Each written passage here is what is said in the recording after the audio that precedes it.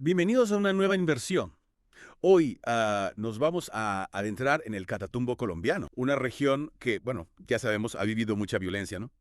Y ahora, con este recrudecimiento de las acciones del ELN, pues se ha generado una crisis humanitaria que exige una respuesta, digamos, contundente del gobierno. Totalmente. Tenemos un informe, la verdad, bastante revelador, con testimonios de primera mano sobre la situación allí, en el terreno. Sí.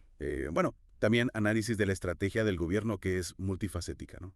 Para abordar este conflicto que, bueno, es complejo sin duda. Es complejo, sí. Lo que me parece fascinante es cómo esta situación en realidad expone esa relación tan intrincada entre la crisis humanitaria, las operaciones militares y lo que algunos llaman la guerra de información. Y todo eso, claro, en el contexto de un conflicto. Desentrañemos este escenario, ¿no? Que tiene muchas capas. Para empezar, ¿puedes describirnos un poco la situación actual en el Catatumbo? Vale. El informe destaca el impacto en la población civil. Sí, en especial, bueno, en los campesinos, que se encuentran atrapados en el fuego cruzado. La situación es crítica realmente. La violencia ha desplazado a muchísimos campesinos, obligándolos a dejar sus hogares, sus tierras, buscando seguridad, ¿no? El costo humano de este conflicto se ve reflejado en sus historias. Y el informe destaca, por ejemplo, el rescate de 25 campesinos que estaban atrapados en Guachimán, Sí. rodeados por el ELN.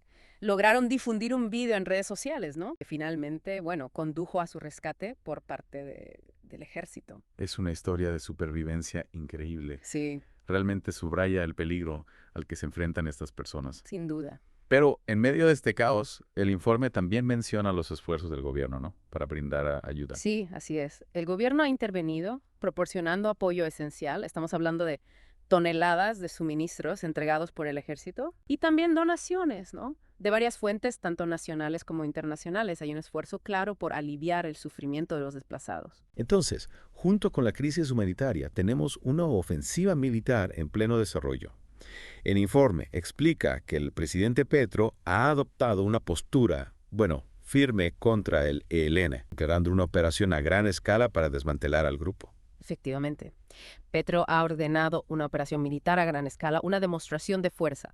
El informe detalla algunas de las tácticas que se están empleando, incluyendo, por ejemplo, lo que llaman fuego disuasivo. Básicamente se trata del uso de artillería pesada para despejar áreas y permitir el avance de las tropas terrestres. Fuego disuasivo. Esto suena bastante intenso. ¿Puedes explicarnos un poco más sobre esta táctica y sus implicaciones? Bueno, el fuego disuasivo busca crear una zona de seguridad para que las tropas puedan avanzar, pero, claro, conlleva un alto riesgo de bajas civiles. Claro. El uso de artillería pesada en zonas pobladas siempre es un tema delicado. Sí. Además, el informe menciona el despliegue de tanques y el envío de miles de tropas a la región. Parece una escalada significativa en comparación con los esfuerzos anteriores. El informe, de hecho, establece una comparación interesante con la estrategia del gobierno contra los disidentes de Iván Mordisco en Cauca, señalando que parece haber menos atención mediática allí a medida que el ejército avanza. Es cierto, la situación en Cauca ha desaparecido un poco de los titulares. Sin embargo, también hay cierto escepticismo, ¿no? Sobre si estas tácticas militares tradicionales serán tan efectivas contra el ELN. ¿Por qué? ¿Qué diferencia la ELN? ¿A qué se debe ese escepticismo? Bueno, el informe argumenta que el ELN ha modificado su estrategia con el tiempo. Ya no son solo una fuerza guerrillera tradicional que opera en campamentos remotos en la selva. Han adoptado tácticas más propias de las milicias. Se mezclan con la población civil, Claro. lo que hace mucho más difícil atacarlos militarmente sin arriesgarse a causar bajas civiles. Entiendo. Es un campo de batalla mucho más complejo que una guerra convencional. Sin duda. Pero hay otra capa en este conflicto que el informe explora: la guerra de información. Cuéntanos más sobre eso. Aquí es donde las cosas se ponen interesantes. El informe sostiene que hay una campaña mediática concertada en marcha, dirigida a socavar los esfuerzos del gobierno y desmoralizar al público. Señalan las críticas de figuras como Néstor Morales, que ha sido muy crítico con el ejército. También hay mucha desinformación circulando sobre la entrega de ayuda e incluso sobre la participación personal de Petro en la crisis.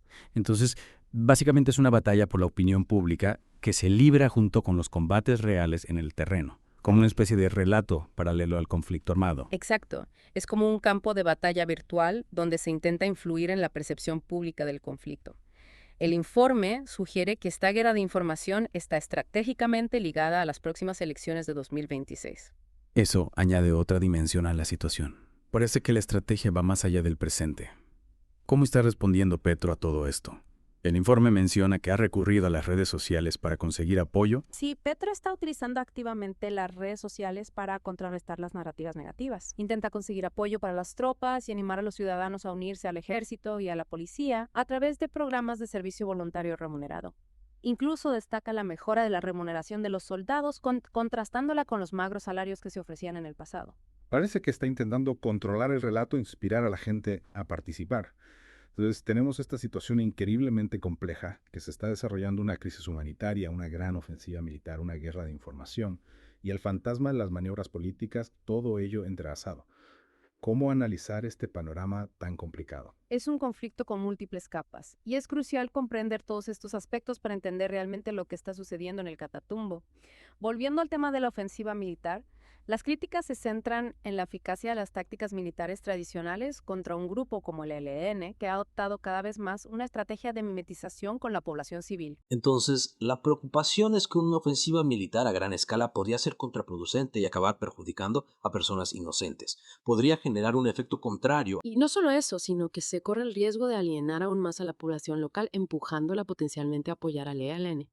Algunos críticos argumentan que este enfoque de mano dura podría intensificar la violencia y desestabilizar aún más la región. Es un equilibrio delicado, ¿verdad? Hay que abordar la amenaza a la seguridad, pero sin crear más problemas en el proceso. ¿Cuáles son las posibles consecuencias a largo plazo si las tácticas de ELN siguen evolucionando en esta dirección? ¿Qué escenario se vislumbra? Si conectamos esto con el panorama general, esta evolución de las tácticas supone un reto importante para las estrategias tradicionales de contrainsurgencia. Si las líneas entre combatientes y civiles se difuminan cada vez más, resulta increíblemente difícil atacar eficazmente a los grupos armados sin causar víctimas civiles y generar resentimiento entre la población. Esto podría conducir a un conflicto prolongado e intratable, socavando aún más la paz y la estabilidad de la región. Es una idea que da que pensar. Parece que esta situación tiene implicaciones de gran alcance. ¿Y qué papel juegan los esfuerzos humanitarios en este contexto? El informe destaca los esfuerzos del gobierno para entregar ayuda y apoyar a los desplazados. ¿Crees que es una estrategia eficaz? Proporcionar ayuda humanitaria es absolutamente esencial para aliviar el sufrimiento y atender las necesidades inmediatas de los afectados por el conflicto. Sin embargo, es importante recordar que no es una solución en sí misma. Debe formar parte de una estrategia más amplia y global que aborde las causas profundas del conflicto. ¿Cuáles son algunas de esas causas profundas? El informe menciona la historia del ELN y sus arraigados agrarios. ¿Qué hay detrás de su lucha? El ELN tiene una larga y compleja historia en Colombia arraigada en la desigualdad social y económica, así como la marginación de ciertas comunidades. Llevan décadas luchando y sus motivaciones están profundamente entrelazadas con cuestiones de propiedad de la tierra, pobreza y exclusión política. Entonces, no se trata solo de luchar contra un grupo de militantes armados, sino de abordar los problemas sociales y económicos subyacentes que han alimentado su auge en primer lugar. Es un problema con raíces profundas. Exactamente. Una solución duradera requiere abordar estas complejas cuestiones junto con las medidas de seguridad. Se trata de un enfoque integral que vaya más allá de la mera fuerza militar. Tiene mucho sentido. Está claro que esta situación en el Catatumbo es mucho más que una simple operación militar.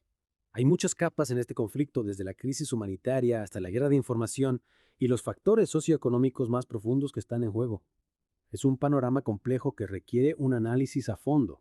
Es un punto crucial, y es por eso que necesitamos mirar más allá de los titulares y las narrativas simplistas para comprender realmente la complejidad de lo que está sucediendo en el Catatumbo. La guerra de información que mencionaste antes parece particularmente preocupante.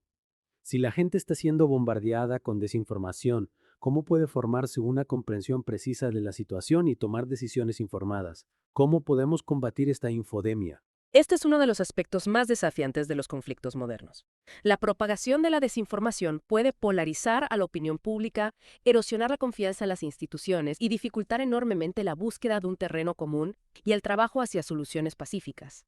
Se crea un ambiente de confusión y desconfianza. Entonces, ¿cómo combatimos esto? ¿Cómo nos aseguramos de que la gente tenga acceso a información precisa y pueda evaluar críticamente lo que ve y oye? ¿Cómo podemos fomentar el pensamiento crítico en este contexto? Este es uno de los aspectos más desafiantes de los conflictos modernos. La propagación de la desinformación puede polarizar a la opinión pública, erosionar la confianza en las instituciones y dificultar enormemente la búsqueda de un terreno común y el trabajo hacia soluciones pacíficas. Se crea un ambiente de confusión y desconfianza. Entonces, ¿cómo combatimos esto? ¿Cómo nos aseguramos de que la gente tenga acceso a información precisa y pueda evaluar críticamente lo que ve? ¿Cómo podemos fomentar el pensamiento crítico en este contexto? Bueno, pues esta situación plantea una cuestión importante sobre la alfabetización mediática y el pensamiento crítico en la era digital. Necesitamos dotar a las personas de las herramientas necesarias para discernir los hechos de la ficción, identificar los sesgos y la manipulación, y realizar juicios informados basados en la evidencia y la razón. Es una habilidad vital, especialmente en un mundo donde la información tanto precisa como imprecisa se propaga tan rápidamente. Parece que este es un desafío no solo para Colombia, sino para las sociedades de todo el mundo, una problemática global. Absolutamente. La instrumentalización de la información es una preocupación creciente y es algo que debemos abordar activamente. Necesitamos fortalecer nuestra capacidad de análisis y discernimiento. Volviendo a la situación en Colombia, ¿cuáles son las posibles vías a seguir? El informe insinúa la necesidad de diálogo y negociación, pero ¿cómo se puede negociar con un grupo tan arraigado y con un conjunto de motivaciones tan complejas? ¿Es realmente viable el diálogo en este contexto? Esa es la pregunta del millón. El diálogo y la negociación son sin duda cruciales para lograr una paz duradera, pero son increíblemente difíciles en este contexto. El ELN no es una entidad monolítica. Tienen diferentes facciones, algunas más ideológicamente motivadas, otras más centradas en actividades delictivas.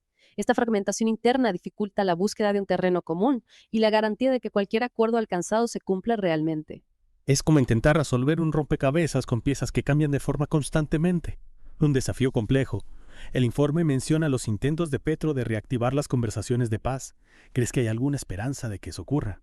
¿Es posible un escenario de paz negociada? Es sin duda un camino difícil, pero es sin duda el más prometedor a largo plazo. Para que las negociaciones tengan éxito, es necesario generar confianza, encontrar un terreno común y abordar las legítimas reivindicaciones de todas las partes implicadas. Se requiere un esfuerzo conjunto y una voluntad real de diálogo. Y eso no es tarea fácil en un conflicto tan prolongado y complejo como este. ¿Qué aspecto tendría un proceso de paz exitoso en este caso? ¿Cuáles son los elementos clave que deberían estar presentes? ¿Cómo podríamos imaginar ese escenario ideal? Un proceso de paz exitoso requeriría un enfoque multifacético que abordara tanto las preocupaciones de seguridad como las cuestiones socioeconómicas subyacentes que alimentan el conflicto. Se necesita un plan integral que atienda todos los frentes. ¿Podrías darnos algunos ejemplos concretos? ¿Qué medidas específicas serían necesarias? Por supuesto, implicaría la participación significativa de todos los actores, incluyendo al ELN, al gobierno, a la sociedad civil y a las comunidades afectadas. Requeriría abordar temas como la reforma agraria, el alivio de la pobreza, la participación política y la justicia transicional. Un proceso de paz debe ser inclusivo y transformador.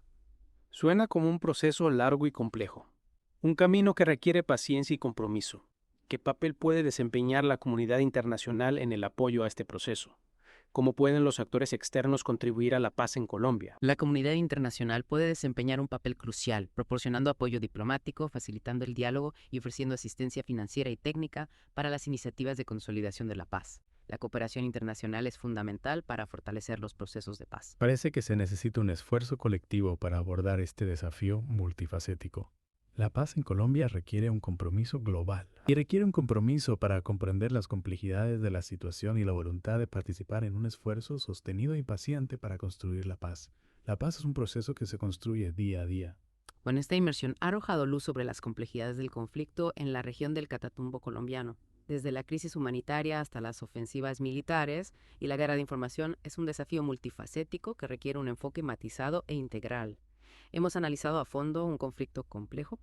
Ha sido un placer profundizar en este tema contigo. Y recuerda, incluso en medio de circunstancias tan difíciles, siempre hay esperanza para un futuro más pacífico. La esperanza es el motor del cambio. Antes de terminar, quiero recordar a nuestros oyentes que apoyen el podcast Voces de Colombia en YouTube. Ofrecen perspectivas interesantes sobre los asuntos colombianos y queremos ayudarles a llegar a un público más amplio. Ampliar las voces que promueven la paz es fundamental. Una gran recomendación. Asegúrense de darle su me gusta y suscribirse a su canal para mantenerse informados y comprometidos.